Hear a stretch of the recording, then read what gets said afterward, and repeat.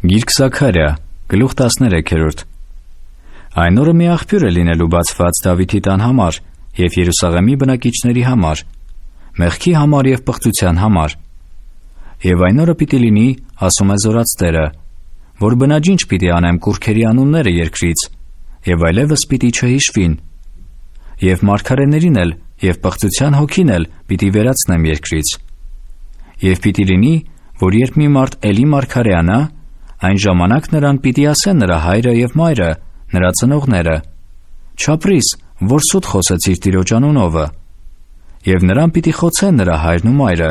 նրա ծնողները, նա մարգարեանալիս։ Եվ այն օրը պիտի լինի, որ պիտի ամաչեն մարգարեները,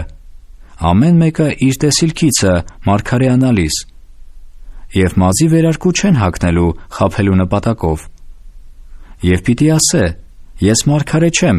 ես մի երկրագործ մարդ եմ, որովհետև մի մարդ ինձ ծախու է առել իմ երեխայությունիցը»։ Եվ նրան ասելու են. «Սա ինչ հարվածներ են ձեռքերիդ մեջ»։ Եվ նա ասելու է. «Այս հարվածքը ես ստացել եմ իմ բարեկամների տանը»։ Ով սուր, վեր կաց իմ հովիվի վրա և իմ ընկեր մարդի վրա, ասում է Զորաց Տերը, զարկե հովիվին, և ոչխարները ցրվին, և ես ետ պիտի դարձնեմ իմ ձեռքը փոքրների վրա,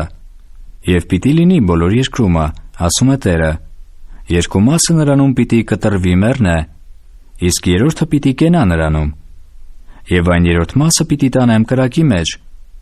և նրանց պիտի զտեմ, ինչպես արծաթն են զտում, և նրանց պիտի փորձեմ, ինչպես փորձում են ոսկին։ Նա կկանչե իմ անունը,